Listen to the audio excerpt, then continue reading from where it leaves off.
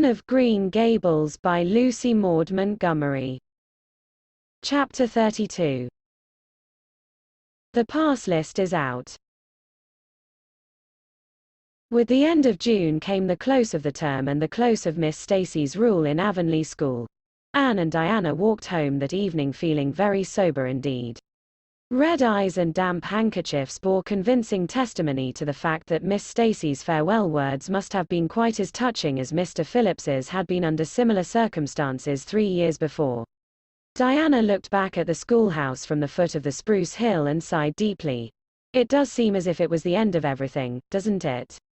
she said dismally. "You oughtn't to feel half as badly as I do," said Anne, hunting vainly for a dry spot on her handkerchief. "You'll be back again next winter, but I suppose I've left the dear old school forever, if I have good luck, that is. It won't be a bit the same. Miss Stacy won't be there, nor you nor Jane nor Ruby probably. I shall have to sit all alone, for I couldn't bear to have another desk mate after you.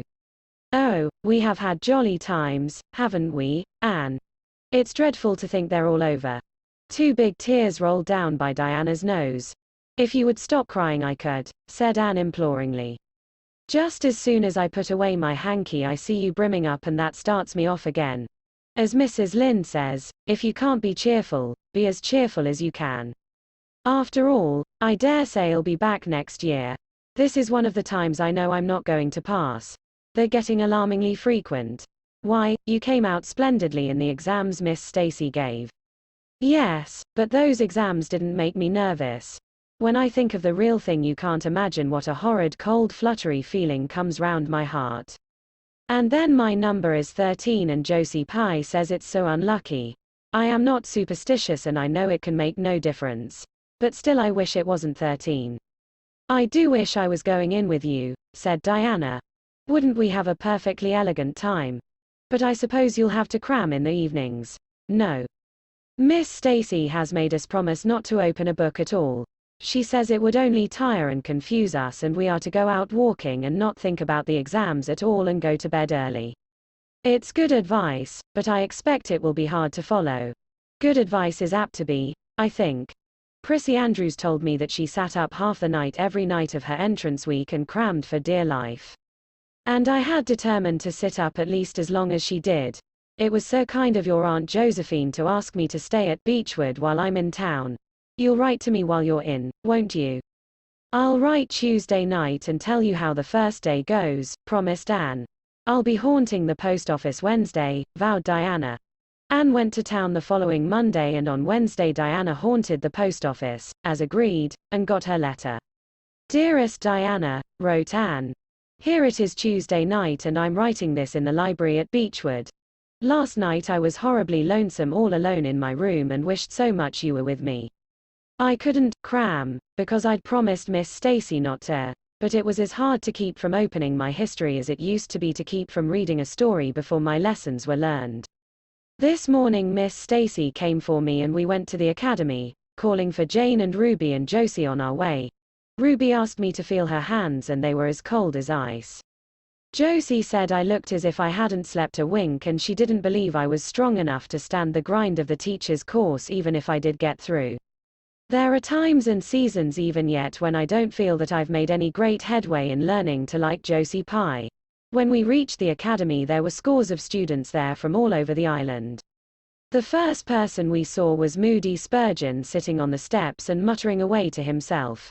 Jane asked him what on earth he was doing and he said he was repeating the multiplication table over and over to steady his nerves and for pity's sake not to interrupt him, because if he stopped for a moment he got frightened and forgot everything he ever knew, but the multiplication table kept all his facts firmly in their proper place. When we were assigned to our rooms Miss Stacy had to leave us. Jane and I sat together and Jane was so composed that I envied her. No need of the multiplication table for good, steady, sensible Jane. I wondered if I looked as I felt and if they could hear my heart thumping clear across the room. Then a man came in and began distributing the English examination sheets. My hands grew cold then and my head fairly whirled around as I picked it up. Just one awful moment.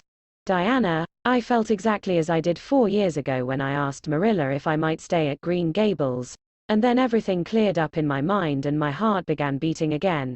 I forgot to say that it had stopped altogether. For I knew I could do something with that paper anyhow. At noon we went home for dinner and then back again for history in the afternoon. The history was a pretty hard paper and I got dreadfully mixed up in the dates.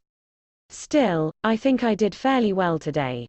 But oh, Diana, tomorrow the geometry exam comes off, and when I think of it, it takes every bit of determination I possess to keep from opening my Euclid. If I thought the multiplication table would help me any, I would recite it from now till tomorrow morning. I went down to see the other girls this evening. On my way I met Moody Spurgeon wandering distractedly around. He said he knew he had failed in history and he was born to be a disappointment to his parents, and he was going home on the morning train. And it would be easier to be a carpenter than a minister, anyhow. I cheered him up and persuaded him to stay to the end because it would be unfair to Miss Stacy if he didn't. Sometimes I have wished I was born a boy, but when I see Moody Spurgeon I'm always glad I'm a girl and not his sister. Ruby was in hysterics when I reached their boarding house. She had just discovered a fearful mistake she had made in her English paper.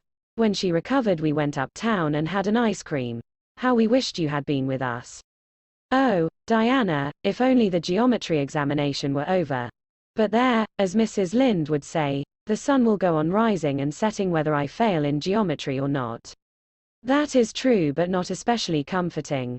I think I'd rather it didn't go on if I failed. Yours devotedly, Anne. The geometry examination and all the others were over in due time, and Anne arrived home on Friday evening, rather tired but with an air of chastened triumph about her. Diana was over at Green Gables when she arrived, and they met as if they had been parted for years. You old darling, it's perfectly splendid to see you back again. It seems like an age since you went to town, and oh, Anne, how did you get along? Pretty well, I think, in everything but the geometry. I don't know whether I passed in it or not, and I have a creepy, crawly presentiment that I didn't.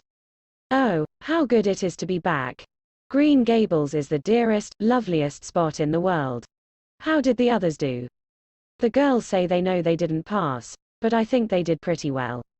Josie says the geometry was so easy a child of 10 could do it. Moody Spurgeon still thinks he failed in history, and Charlie says he failed in algebra. But we don't really know anything about it and won't until the pass list is out. That won't be for a fortnight. Fancy living a fortnight in such suspense. I wish I could go to sleep and never wake up until it is over. Diana knew it would be useless to ask how Gilbert Blythe had fared, so she merely said, "Oh, you'll pass all right. Don't worry. I'd rather not pass at all than not come out pretty well up on the list," flashed Anne, by which she meant, and Diana knew she meant, that success would be incomplete and bitter if she did not come out ahead of Gilbert Blythe. With this end in view, Anne had strained every nerve during the examinations. So had Gilbert. They had met and passed each other on the street a dozen times without any sign of recognition, and every time Anne had held her head a little higher and wished a little more earnestly that she had made friends with Gilbert when he asked her, and vowed a little more determinedly to surpass him in the examination. She knew that all Avonle Jr. was wondering which would come out first. She even knew that Jimmy Glover and Ned Wright had a bet on the question, and that Josie Pye had said there was no doubt in the world that Gilbert would be first. And she felt that her humiliation would be unbearable if she failed. But she had another and nobler motive for wishing to do well. She wanted to pass high, for the sake of Matthew and Marilla. Especially Matthew. Matthew had declared to her his conviction that she would beat the whole island. That, Anne felt, was something it would be foolish to hope for even in the wildest dreams. But she did hope fervently that she would be among the first 10 at least, so that she might see Matthew's kindly brown eyes gleam with pride in her achievement. That, she felt, would be a sweet reward indeed for all her hard work and patient grubbing among unimaginative equations and conjugations. At the end of the fortnight Anne took to haunting the post office also, in the distracted company of Jane, Ruby, and Josie, opening the Charlottetown dailies with shaking hands and cold, sink-away feelings as bad as any experienced during the entrance week. Charlie and Gilbert were not above doing this too, but Moody Spurgeon stayed resolutely away. "I haven't got the grit to go there and look at a paper in cold blood," he told Anne. I'm just going to wait until somebody comes and tells me suddenly whether I've passed or not. When 3 weeks had gone by without the pass list appearing, Anne began to feel that she really couldn't stand the strain much longer. Her appetite failed and her interest in Avonle doings languished.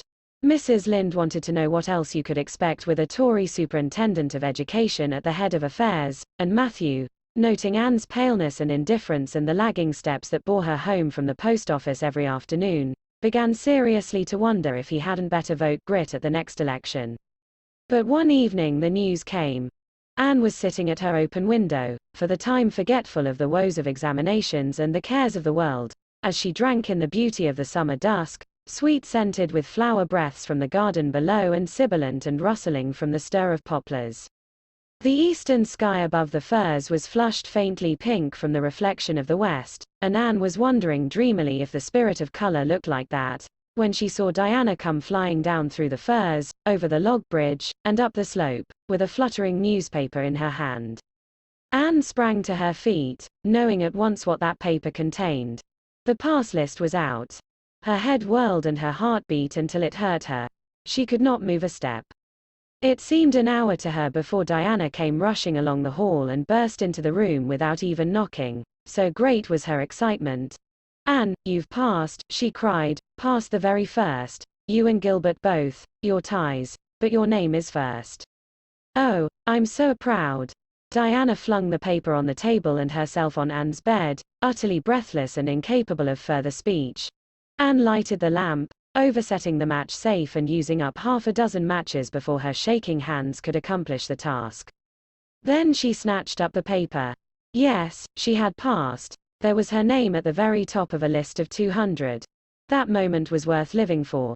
"You did just splendidly, Anne," puffed Diana, recovering sufficiently to sit up and speak, for Anne, starry-eyed and rapt, had not uttered a word. "Father brought the paper home from Bright River not 10 minutes ago. It came out on the afternoon train, you know, and won't be here till tomorrow by mail. And when I saw the pass list I just rushed over like a wild thing. You've all passed, every one of you, Moody Spurgeon and all, although he's conditioned in history. Jane and Ruby did pretty well, they're halfway up, and so did Charlie. Josie just scraped through with 3 marks to spare, but you'll see she'll put on as many airs as if she'd led. Won't Miss Stacy be delighted? Oh, Anne, what does it feel like to see your name at the head of a pass list like that? If it were me I know I'd go crazy with joy. I am pretty near crazy as it is, but you're as calm and cool as a spring evening. I'm just dazzled inside," said Anne. "I want to say 100 things, and I can't find words to say them in. I never dreamed of this. Yes, I did too, just once. I let myself think once, what if I should come out first? Quakingly, you know, for it seemed so vain and presumptuous to think I could lead the island. Excuse me a minute, Diana. I must run right out to the field to tell Matthew. Then we'll go up the road and tell the good news to the others." They hurried to the hayfield below the barn where Matthew was coiling hay, and, as luck would have it, Mrs. Lynde was talking to Marilla at the lane fence. "Oh, Matthew," exclaimed Anne, "I've passed and I'm first, or one of the first. I'm not vain, but I'm thankful." "Well now, I always said it," said Matthew, gazing at the pass list delightedly. "I knew you could beat them all easy. You've done pretty well, I must say, Anne," said Marilla, trying to hide her extreme pride in Anne from Mrs. Rachel's critical eye. But that good soul said heartily, "I just guess she has done well, and far be it from me to be backward in saying it. You're a credit to your friends, Anne, that's what, and we're all proud of you." That night Anne, who had wound up the delightful evening with a serious little talk with Mrs. Allen at the manse, knelt sweetly by her open window in a great sheen of moonshine and murmured a prayer of gratitude and aspiration that came straight from her heart. There was in it thankfulness for the past and reverent petition for the future. And when she slept on her white pillow her dreams were as fair and bright and beautiful as maidenhood might desire.